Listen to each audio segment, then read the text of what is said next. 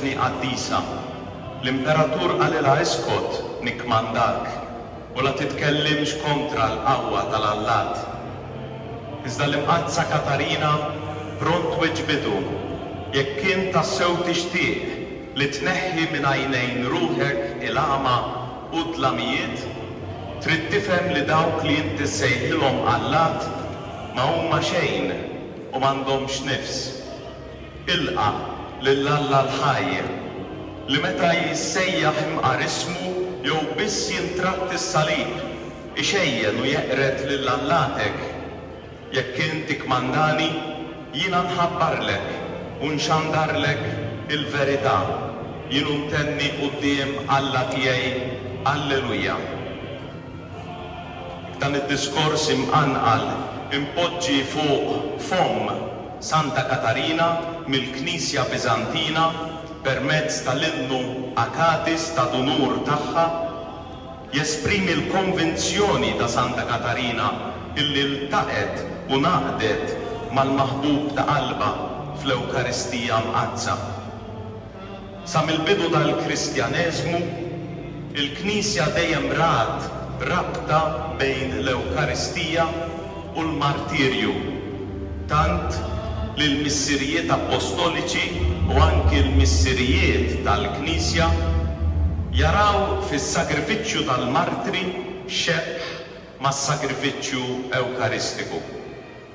Sant'Ignazju ta' Antiokkja jtenni jiena l-qamħ ta' Alla midħun fin minn snin liljuni biex insir ħobbs l-aktar pur għal Kristu.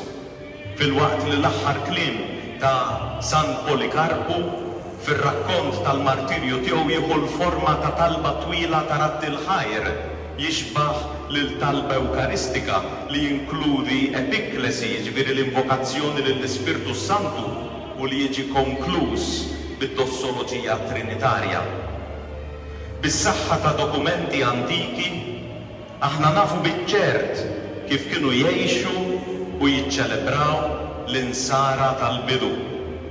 L-aktar dokument importanti imsejjaħ it-tradizzjo apostolika, ġifieri t-tradizzjoni tal-Apostli tat-tielet seklu u li l-istudjużi huma tal-fema li hu ta' oriġini Sirjaka u li ġie inkorporat f'dawk li jissejħu l-Kostituzzjones Ecclesiae Eġiptiċe, il-Kostituzzjonijiet tal-Knisja tal-Eġittu, li huma ġabra ta' testi li kienu jservu ta' gwida fil-ħajja liturġika u morali tal-Knisja tal-post jixħtu dawl qawwi fuq il-ħajja ta' Santa Katarina. Fl-ewwel sekli tal-Knisja sa tmiem l-era patristika, is-sakramenti tal-inizjazzjoni, l-Mamudija, l-Grisma tal-Isqof u l-Ewkaristija kienu jiġu amministrati f'ċelebrazzjoni waħda, kif jiġdu tant dokumenti antiki. Fi żmien Santa Katarina l-misteru tal-Ewkaristija ma kienx jiġi spjegatu mgħallem qabel ma wieħed ikun tammet. Dan għaliex l-Ewkaristija kienet meqjusa bħala l-perla l-aktar prezzjuża tal-fidi tagħna li jekk wieħed għadu ma rċevix il-Mamudija u l-Grisma anqas jixraqlu ikun jaf biha. Tant li l-eqdem kitba Kristjana id-Didake datat bejn is-sena 50 u 90 wara Kristu fid-9 kapitlu li jitratta dwar l-Ewkaristija itenni u jgħid hekk: ħadd m'għandu jiekol jew jixrob mill-Ewkaristija tagħkom ħlief dawk li huma mamda f'isem il-mulej. Għax għal dan ukoll qal il-mulej tatux lill-klieb dak illi hu qaddis.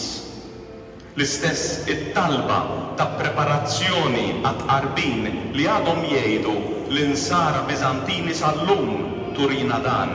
It-talba tgħidlek obin Alla għamel li jiena llum ikolli sehem mill-ikla mistika għaliex jiena ma nikxifx il-misteru tiegħek lill-edewwa tiegħek u ma nagħtikx bewsa bħal ta' Ġuda iżda nitolbok bħal ħallil it-tajjeb ftakar fija meta tkun fis-saltna tiegħek. Kienet konswetudni illi dawk li jitamdu wara li jirċievu d-dilka tal-Griżma jitlibsu tunika bajda u jingħataw il-bewsa tal-paċi mill-aħwa ġamanda biex jilqawhom fil-komunità Nisranija. Wara dan huma kienu jersqu lejn l-altar fejn l-isqof wara li jirċievi l-offerti tal-ħobs u tal-inbit imħallat ma' ftit ilma kien itenni it-talba Ewkaristika li tikkonsagra l-offerti u tibdilhom fil-ġisem u d-dem prezzjuż tal-mulej. Il-kliem tat-talba Ewkaristika illi nsibu f'dan id-dokument antik tat-tradizzju apostolika jgħid hekk. Huwa li kien se jingħata minn rajħ sabiex ibati biex jeqret il-mewt u jkisser l-irbit tax-xitan biex jisħaq taħt riġleħ l-infern u jwassal għad-dawl lill-ġusti biex jistabbilixxi l-liġi l-ġdida u jimmanifesta l-qawmien bħal ħobs ratt il-ħajr u qal ħudu kulu dan hu ġismi li jinqasam għalikom. Imbagħad ħal kalċi u qal dan huwa demmi li jixxerret għalikom kull meta tagħmlu dan għamluh b'tifkira tiegħi. Min jaf x'ħasset il-qalb ta' Santa Katarina l-ewwel darba li semmet dan il-kliem qaddis. L-ewwel darba li ħadet sehem fiċ-ċelebrazzjoni tal-Ewkaristija. Iżda l-Santa Katarina u sħaba li flimkien magħha irċevew is-sakramenti tal-inizjazzjoni, il-formazzjoni nisranija ma waqfitx hemm. L-isqof imbagħad kien jiġbor lil dawn l-insara ġodda kuljum mill-lejt sal-Pentekoste u jfissrilhom il-misteri li jkunu ġew iċċelebrati speċjalment l-Ewkaristija u kien propju minn dan iż-żmien imsejjaħ mistagoġiku, jiġifieri tal-ispjega tal-misteri li fforma żmien ta' lejt fil-kalendarju liturġiku. Kemm għandna bżonn li bħal Santa Katarina nibqgħu nieħdu formazzjoni, kemm għandna bżonn nibqgħu nirċievu katekesi li tenna ngħixu sewwa is-sagramenti. Hawnhekk fil-parroċċa taż-Żejtun kull sena qed isiru l-katekesi għaż-żgħażagħ u għall-adulti. Jekk tassew tixtieq timxi fuq il-passi ta' Santa Katarina, ejja u isma' għax l-Ewkaristija imsejħa mill-Kostituzzjoni Dogmatika Sacrosanctum Concilium lajn u l-quċċata tal-ħajja Kristjana kollha mhijiex sempliċi rit imma hija skola ta' tagħlim. Jekk trid tkun nisrani, jekk trid tkun taf kif għandek tgħix ta' nisrani, għandek bżonn l-Ewkaristija. Imma l-Ewkaristija x'inhi? Wis Reverendu Dun Michael Bellizzi, wis Reverendu Kanunku Timon Merċija, eżiskuti fil-Mamudija u fil-Griżma tal-Isqof. Ħafna fi żminijietna abbandunaw il-quddiesa, jgħidu xi dwejja jew iħarsu lejha bħala pis, obbligu. Jista' jkun li maħniex nifhmu sewwa xi tfisser l-Ewkaristija. L-Ewkaristija hija l-ikla tal-mulej, is-sagrifiċċju ta' Kristu. Illi fdina l-ikla tal-familja ta' Alla fejn Kristu huwa s-saċerdot, l-altar u l-vittma. Hija l-mejda b'inbejjed fini preparata minn Alla, imħabbra minn Iżajja l-profeta u l-ikla li tħabbar, anzi hija t-toma minn issa tal-festa tat-tieġ li qed niċċelebraw fl-eternità fejn Kristu l-Arus jitwaħħad magħna il-Knisja tiegħu, l-Arusa tiegħu. L-ittra lill-Lut tallimna illi Kristu offra b'sagrifiċċju ġismu darba għal dejjem. Għalhekk il-quddiesa mhijiex tifkira tal-passat, imma hija azzjoni ħajja hawn u issa. Ix-xjenzat u poeta Amerikan Carl Sagan jgħid li biex tifhem x'għandek f'idejk issa trid tħares lejn l-eruq u l-eruq tal-Ewkaristija jinsabu fl-ikla tal-Eid Ludi. Fil-lejl tal-Eid Ludi, it-tifel iż-żgħir tal-familja jistaqsi l-missieru u jgħidlu missier, il-għala fl-iljieli l-oħra kollha immorru norqdu kmieni, imma f'dan il-lejl għadna mqajmin. Missier, għala qabel norqdu s-soltu niklu xi ħaġa, imma llum għajna sajmin. U l-missier wieġeb lill-ibnu żgħir. Hawnhekk importanti li l-ġenituri jiftħu widnejhom. It-trasmissjoni tal-fidi hija dmir tal-ġenituri. Mhux nistennew li t-tfal jitalmu xi ħaġa mid-dutrina jew mill-iskola. It-trasmissjoni tal-fidi tiġi mill-ġenituri. Għal dawn il-mistoqsijiet tat-tifel, il-missier Ludi iwieġbu hekk jgħidlu ibni. Illum bqajna mqajmin u somna għaliex Alla ħariġna mill-Eġittu. Alla ħelisna mill-jasar tal-Farawn. Araw it-tweġiba tal-missier Ludi ma jgħidx għax Alla eluf ta' snin ilu ħareġ il-missirijietna mill-Eġittu, imma ħareġ lilna. Ħareġ lilna. Alla permezz ta' din l-ikla qed itina toma tal-libertà. Alla ħelisna issa. U l-Qudiesa hija aktar minn hekk. Mhijiex azzjoni li tfakkarna x'ġara fil-passat, imma permezz tagħha aħna nieħdu sehem fil-pjan tas-salvazzjoni illi Alla għandu għalina issa fil-mument preżenti. Mill-ġdid jew ħarsu lejn din l-ikla tal-Eid Ludi, l-ikla li Ġesu xtaq jaqsam mal-apostli tiegħu. F'din l-ikla jinxtorbu 4 tazzi tal-imbit. Minn dan nifhmu għala l-apostli raqdu fil-Ġetsemani għax 4 tazzi tal-imbit jiffurmaw kważi fl-ixkum. F'din l-ikla jinxtorbu dawn l-4 tazzi. U mill-ewwel ittra ta' San Pawl apostlu lill-Korintin aħna nafu illi Ġesu bidel f'demmu t-tielet tazza. Wara t-tielet tazza Ġesu jagħmel weda u jgħid li mhux se jerġa' jixrob mill-frott tad-dilja qabel ma jtemm il-missjoni tiegħu. Mbagħad il-Vanġeli jgħidulna li d-dixxipli ħarġu lejn il-Ġetsemani, kantaw is-salmi u ħarġu lejn il-Ġetsemani. U r-raba' tazza li tikkonkludi l-ikla Ġesu ma xorobix. Però fuq is-salib Ġesu jgħajjat għandi l-aċċ. U xi jresqulu lejn ħalqu lil Ġesu. Sponza bil-ħall, x'inhu l-ħall jekk mhux il-frott tad-dilja l-iqras.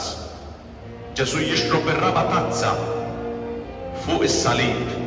Dak li beda fl-ikla jikkonkludih fuq is-salib. Araw kif Kristu jorbot l-Ewkaristija mas-salib.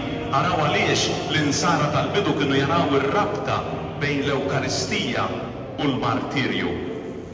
Il-Qudiesa tal-bieraħ ta' 100 sen ilu u ta' għada l-istess sagrifiċċju ta' Ġesu mibni fl-aħħar ikla u s-siġillat b'demmu fuq is-salib. Kieku nifhmu verament xi tfisser il-Qudies jiena ċert li kulħadd jibda jkun wara l-bib tal-Knisja qabel ma din tiftaħ. Fi żmien Santa Katarina s-sinjali liturġiċi kienu qawwija ħafna. Minnhom infushom kienu diġà forma ta' katekeżi, kienu ta' għajnuna l kull wieħed. U waħda minn dawk li kienu jieħdu sehem fiċ-ċelebrazzjoni tal-Ewkaristija biex jifhmu aħjar dak li qed jiġi ċċelebrat u allura jifhmu kif kellhom jgħixu ħajja nisranija. Jekk niftħu qalbna l-kelma tal-Alla żgur li din tqanqalna l-konverżjoni, tħeġġiġna bl-imħabba lejn Alla u lejn il-proxmu, anzi tqanqalna b'imħabba u sens ta' maħfra lejn dawk li jonqsuna. Kien għalhekk li fiċ-ċelebrazzjoni tal-Ewkaristija fi żmien Santa Katarina wara l-omelija u t-talba tal-fidili minnu fih qabel l-offertorju kien isir ir-rit tal-paċi. U Kristu mhux hekk iħeġġiġna fl-Evanġelju skont San Mattew, mela jekk tkun hija tittella l-offerta tiegħek fuq l-altar u hemm tiftakar li ħuk għandu xi ħaġa kontra tiegħek, ħalli l-offerta tiegħek hemmhekk quddiem l-altar u mur l-ewwel irranġa ma' ħuk u mbagħad ejja tella l-offerta tiegħek. X'jiswa ħut jeżies li ngħidu li aħna devoti u li nħobbu lil Santa Katarina meta nkunu qed ngħixu fil-gidba għax ma nħobbux tassew il-xulxin. X'jiswa li niċċelebra l-festa ta' Santa Katarina meta ma nixbaħiex fl-imħabba tal-proxmu. Jikteb San Ġwan fl-ewwel ittra tiegħu jekk xi ħadd jgħid jiena nħobbu lil Alla u jobgħod il-ħuħ dan ikun giddieb. Għax min ma jħobbx lil ħuħ li jara, kif jista' jħobb lil Alla li hu qatt ma rah? Dan hu l-kmandament li tagħna hu li min iħobb lil Alla iħobb ukoll lil ħuħ. L-Ewkaristija tfisser għaqda tal-ġisem mistiku ta' Kristu li aħna l-Knisja. San Ġwanni Pawlu II fl-enċiklika Utunum Sint jgħid li l-ikbar skandlu li taw lid-dinja l-insara huwa bil-firdiet ta' bejniethom. L-Ewkaristija tfisser l-għaqda ma' Alla, tfisser l-għaqda mal-qaddisin fis-sema, tfisser l-għaqda mal-erwieħ tajba li għaddew għall-ħajja ta' dejjem, tfisser l-għaqda bejn l-insara hawnhekk fl-art.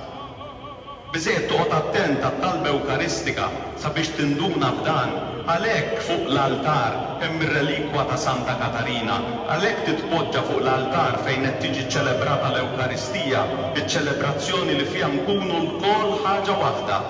Ir-relikwa tagħha fakkarna li l-Ewkaristija tagħmel ġisem wieħed lill-insara kollha, dawk fuq l-art, fis-sema u dawk li ħallew din id-dinja u għadhom fil-proċess tat-tisfija. Kemm tidwi ħelu l-espressjoni tat-teologu Franċiż il-Kardinal de Lubac li tgħid Ewkaristija facit ecclesia. L-Ewkaristija tagħmel il-Knisja. Kemm għandna inħossuna viċin ta' Santa Katarina fiċ-ċelebrazzjoni tal-Quddies, kemm għandna nitħeġġu bħala l-Ewkaristija, l-istess Ewkaristija li kielet Santa Katarina, l-istess Ewkaristija li għamlitha qaddisa, li divinizzata. Ħadd minna ma hu qaddis u ħadd m'għandu qdusija minn tiegħu. Ebda qaddis ma twilet qaddis, imma huwa Alla l-veru u uniku qaddis li qaddes lil dawk li jħalluh. Il-Mamudija u l-Griżma jqazzuna u jikkonsagrawna iżda l-Ewkaristija hija bir-raġun kollu msejħa mid-Dottur Angeliku San Tumas d'Aquino is-Sacramentum Sacramentorum, is-sagrament tas-sagramenti, għax hi Kristu nnifsu u allura Kristu li hu Alla meta nirċevuh jagħmilna bħal Alla.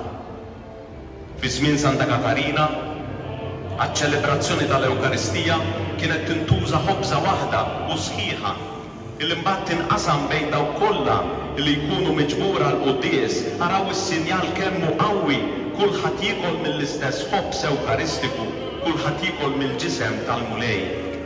Jikteb San Pawl il-Korintin għax l-ħobża hi waħda, aħna li aħna ħafna, aħna ġisem wieħed, il-kol kemm waħda, nieħdu sehem minn ħobża waħda.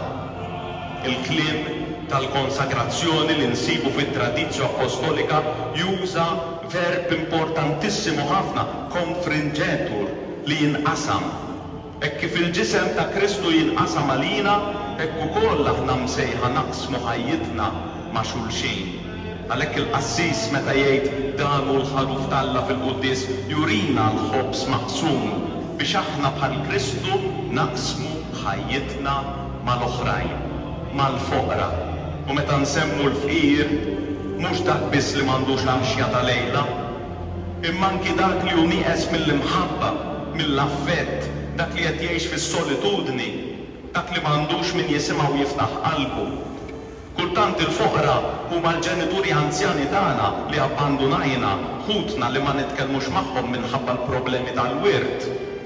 Ħaddiema sħabna fuq ix-xogħol li forsi jdejquna minn għaddej minn kriżi fi żwieġ, il-persuna ta' kulur li tgħaddi tiknes it-triq filgħodu dak maħkum mill-vizzju ta' droga jew tax-xorb u nistgħu nibqgħu sejrin blista illi ma tispiċċa qatt. Santa Katarina bniet ħajjitha fuq dan il-misteru tal-fidi tagħna, il-għaqda mal-ġisem ta' Kristu tfisser għaqda mal-Knisja u mal-aħwa. Min jgħid li Alla iva imma l-Knisja le, miskin tassew għax għadu ma fehem xejn. Il-Kardinal Belubat jgħid Kristu iħobbna individwalment, iżda mhux separatament, iħobbna fil-Knisja. U meta nitkellmu fuq il-Knisja maħniex nitkellmu fuq l-istituzzjoni, Alla ħares tpoġġi l-fiduċja tiegħek fl-istituzzjoni, imma l-Knisja vera ta' Alla imagħmula minn dawk li rċevew is-sakramenti tal-inizjazzjoni u x'inhu r-rwol tagħhom mhux miż-żewġin jew ċelibi, presbiteri jew reliġjużi. Din hi l-Knisja vera ta' Kristu, il-ġisem mistiku tiegħu li niffurmaw bil-għaqda ta' bejnietna. Il-għaref Tertuljanu itenni unus Christianus, nullus Christianus. Nisrani waħdu, mu nisrani xejn. U dan Santa Katarina femmitu u għexitu saħansitra fis-sija tal-martirju tagħha. Il-Beatu Giacomo da Varezze fir-rakkont tad-Dev jgħidilna li jekk kif il-Verġni Katarina twaslet fil-post preskritt fejn kellha tirċievi l-martirju, hija ħarset lejn is-sema u hemm ħarġet minn fomma din it-talba. O tama u salvazzjoni ta' min jemmen fik, ġmiel u glorja tal-Verġni, Ġesu Sultan twajjeb jien nitolbok bil-ħniena sabiex lil dawk li jfakru jaħsbu fil-passjoni tiegħi jew li jsejħuli fis-sija tal-mewt tagħhom jew f'kull ħtieġa jaqilgħu minn għandek il-meħtieġ. Minnu fih semet lil Kristu jgħidilha ejja sabiħa tiegħi, ejja maħbuba tiegħi, ara bi bis-sema miftuħa lejk. U anki għal dawk li jiċċelebraw il-passjoni tiegħek innizzel mis-sema fuqhom kull għajnuna li jitolbu. Ħuti eżis, araw l-Ewkaristija kif ittrasformat il-Santa Katarina. Hija tat ħajjita kompletament lil Kristu u fi Kristu lil poplu Nisrani. Ma talbet xejn li għal nifisha, iżda kollox għal dawk li jħobbuha. Il-mewt tal-qaddisin, il-mewt tal-martri għandha timliena bil-ħeġġa. Il-ħajja tagħna fuq l-art hija pellegrinaġġ. Ngħixu hawn għal 70 sena l-aktar 80 jgħidilna is-Salm 90 u forsi llum ftit iktar bil-mediċina. Imma huwa fatt li kull wieħed waħda minna jrid iħalli din id-dinja. Ma nkunux boloħ u ninħlew fil-ħmerijiet kollox jgħaddi. Alla biss jibqa'. Dan naraw b'għajnejna kull darba li jġibu lil xi ħadd f'kaxxa hawn quddiem il-Presbiterju. U xi jkun ħamjew xejn. Isib biss it-teżori li jkun ħażen fis-sema. Dan hu li sabet Santa Katarina quddiem Alla. Ma tatx kas ta' tlellix tad-dinja. Kienet għaqlija tas-sew. Bniet ħajjita fuq l-Ewkaristija, anzi ħajjita saret l-Ewkaristija, qatt ta' tifħir lil Alla. L-insara tal-bidu wara li kienu jitqarbnu bil-ġisem ta' Kristu, l-ewwel darba li jirċievu dan is-sagrament kbir, kienu jippreżentawlhom 3 kalċijiet. L-ewwel kalċi kien ikun fih l-ilma biex jiftakru minn fejn bdiet il-mixja nisranija tagħhom, il-fonti tal-Mamudija. It-tieni kalċi kien ikun fih id-dem prezzjuż tal-mulej li jfakkar lin-nisrani li danu l-għajxien li jsostnina fil-vjaġġ lejn is-sema. U t-tielet kalċi kien ikun fih taħlita ta' ħalib u għasel biex jiftakru illi Alla wiegħed art tnixxi ħalib u għasel mhux iktar f'din id-dinja imma fis-sema pajjiżna Ġerusalemm tas-sema. Araw l-insara tal-bidu kif ħsiebhom moħħhom kien fid-destinazzjoni tagħhom u għalhekk ma rabtux qalbhom mal-ġid tad-dinja għax qalbhom kienet diġà fis-sema.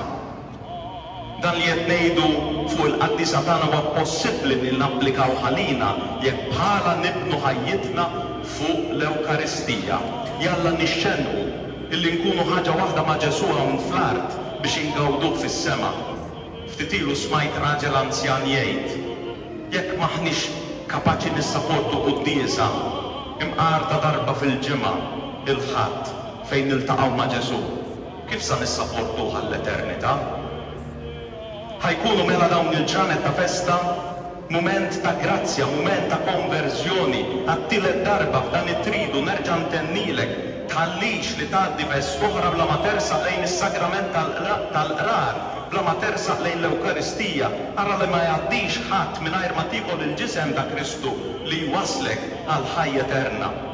Alla li mbirek qed joffrilna għajnuna kbira x'jaf li aħna fraġli u li ħafna drabi nibdew fit-triq it-tajba u bil-mod il-mod nillaxkaw.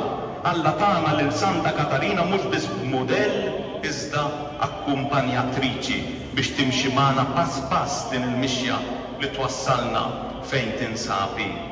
Għalhekk aħna nduru fuqek, o megalomartri Katarina, u minn qalbna nitolbu lill-Alla bl-interċessjoni qawwija tiegħek ħares lejn din il-parroċċa ta' Żejtun illi tpoġġi taħt il-ħarsin tiegħek. Qaddes is-saċerdoti li jaħdmu hawn. Ara li tkun imżejna b'vokazzjonijiet qaddisa għal ħajja miż-żewġa fejn jiġu ffurmati familji nsara. Ara li ma jonqsuniex vokazzjonijiet qaddisa għal presbiterat u l-ħajja reliġjuża. Birek laqdiet reliġjużi u dawk soċjali li żgħażagħ l-adolescenti u t-tfal, akkumpanja l-anzjani, il-foqra u l-dawk li huma l-aktar imwarba fis-soċjetà. Ħaqna l-grazzja li ngħixu ħajja qaddisa sabiex bħalek nagħmlu mewta qaddisa. Ħaninaqdu llum ukoll mal-Orjent Nisrani u minn qalbna nsellmulek o kbira Katarina bil-kliem tal-innu Akadist li jtennilek hekk.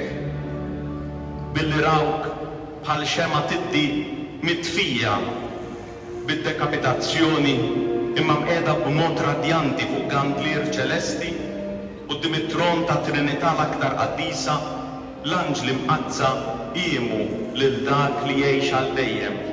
U wara li rċevew ordni mingħand l-Imgħallem Divin, difnu l-ġisem verġinali tiegħek fuq il-muntanja Sinaj biex kif xtaqt int stess ma jkunx jidher mill-edewwa tal-mulej. Mimlija bil-ferħ u lena ilqa' minn fomna dan l-innu ifraħ, inti verġini tiddi bħax-xemx illi telet fis-smewwiet fl-ispirtu. Ifraħ, inti li dħalt trionfanti f'Sion tas-sema. Ifraħ, int kuruna ta' ġmiel fit il-mulej. Ifraħ, inti kalċi mfawwar bilena mill-abbundanza tad-dar ta' Alla. Ifraħ, int fl-ispirtu irsaqt qrib tat-tabernaklu ta' dejjem mhux mibni bidejn il-bnedmin. Ifraħ int li ġismek inkorrott jistrieħ fuq il-muntanja tal-liġi fejn der Alla nnifsu. Ifraħ int, o verġni, li mxejt fuq il-passi tas-sultana tal-verġni u li issa tinsab is-saltan ħdejha fis-sema. Ifraħ int li fuqek tiddi il-majestà ta' Kristu Alla. Ifraħ int interċessura qawwija quddiem it-tron ta' Alla. Ifraħ int li mit-tempju tas-sema tħares lil dawk li jitolbu l-interċessjoni tiegħek. Ifraħ int l-inċens tat-talb offrut f'isimna li jitla' jfuh quddiem is-sit tas-sidien. Ifraħu Katarina, arusa l-aktar arfa ta' Kristu. Viva Santa Katarina!